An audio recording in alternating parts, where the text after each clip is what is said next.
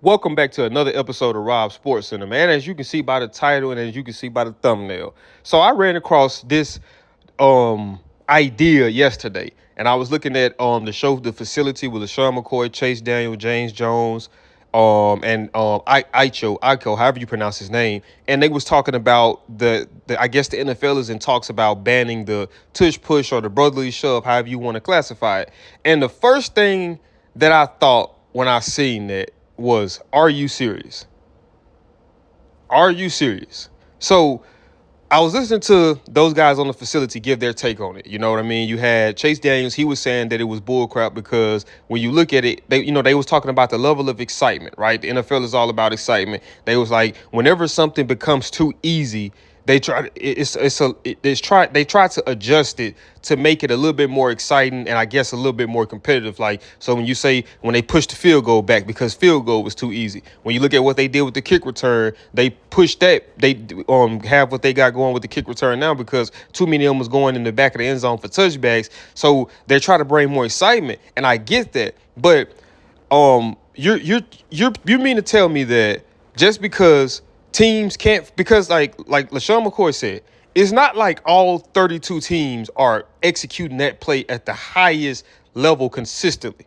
Go back to the Kansas City Chiefs and the Buffalo Bills games. I can't remember exactly how many times that they stopped Buffalo from doing it, but Buffalo was stopped. There's several other teams I'm pretty sure that you can go look at and see that it was stopped. So just because one team does it better than the other, it's a problem now. So that almost be like, to me, that'd be the equivalent of saying, going back to the Legion of Boom, right? We know what was the Legion of Boom's defensive base was a cover three.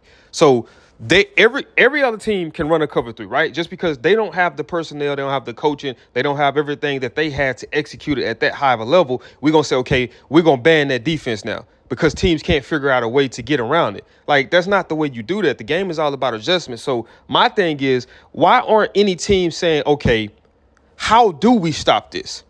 Right? How come teams aren't saying that? Let's sit down and think about, okay, what do we need to do to stop this? What did Kansas City do against Buffalo to stop Buffalo all those times? Right? Let's look at the times that Philadelphia might have been stopped on it. What was it that led to those guys being stopped? And even Chase Daniels gave a good example. Chase Daniels was saying, like, everybody was saying that Kels was the catalyst behind it. So you lose Kels and you go to the center that replaces Kels. And I think the center that replaced Kels this year was hurt at one point, and there was another center that came in, and it was the same result, right? So my thing is, if they're finding ways to adjust with it, losing a piece that big to still be that successful with it, why can't teams find out ways to stop it? And if you really want to be honest, if you can't, I'm gonna tell you a way how you stop the tush push or the brotherly shove. Don't give them fourth and inches or third and inches. It's just that simple, right? It's just that simple. If you do the things right necessary to execute to prevent them from being in those short yardage situations where you know they're gonna do it, that takes away from the impact of it. So I mean, I don't like that, because this is the NFL. This is the National Football League, right? At the end of the day, things aren't supposed to be, how am I trying to term this? Because I will often say things aren't supposed to be easy, but yeah, it's not, right? Go back to with Cam Newton with the Panthers. You remember it was a big hoorah behind him dancing in the end zone. Everybody was like, oh, that's disrespectful, yada, yada, yada. And I'm saying to myself, if you don't like him dancing, stop him from getting in the end zone, right? Let that be the motivation to say, hey, bro, he ain't scoring none today. Like, I can't help what he going to do next week, the week after that. But this week, he ain't touching that end zone, so we ain't got to worry about him celebrating. We ain't got to worry about him dancing, hitting the folks. We ain't got to worry about him doing none of that stuff. So find ways to stop it, opposed to saying, okay, just because most teams can't stop it and most teams aren't executing at a high level with it, we just going to ban it all together. Like, that's not fair, because my thing is this. It's so much practice. It's so much preparation. It's so much game plan. It's so much of a lot of things that goes into executing at the highest level, like Philadelphia does with the brotherly shove tush push. It's a lot that goes into it. So we're going to demean. So we're going to take away from the work that these guys put in to perfecting this just because it's difficult to stop, or can't nobody stop it. That'll almost be like equivalent to saying, oh, well, like Lamar Jackson, he's such a good runner, we're going to take away from, what he can do we gonna make rules a little bit more stricter on him when it comes to running the ball because teams can't stop it. Like that's not the way the thing's supposed to go. Like the world we live in now, I feel like for most definitely is getting softer and softer as days goes on. And my thing is this is football. Physicality is what runs the game.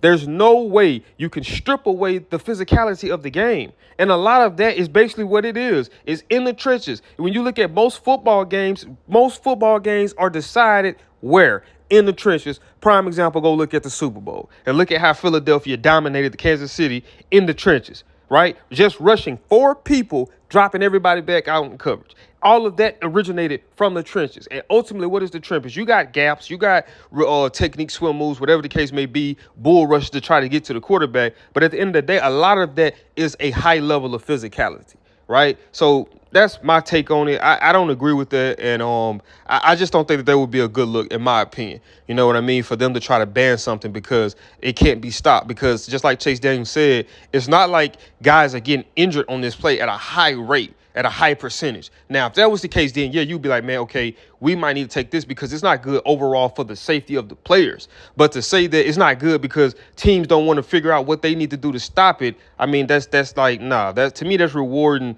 That develops bad habits, in my opinion, to where it's like, okay, if we can't stop something, we're going to figure out a way to take it away from the game where we ain't got to worry about stopping it. You know, that's just my 2 cents on it. I can go longer and longer about it, but I ain't going to do that. I just wanted to kind of touch briefly on that, man. Let me know what y'all think in the comments because I'm curious to hear you guys' take. And I want just a disclaimer as well.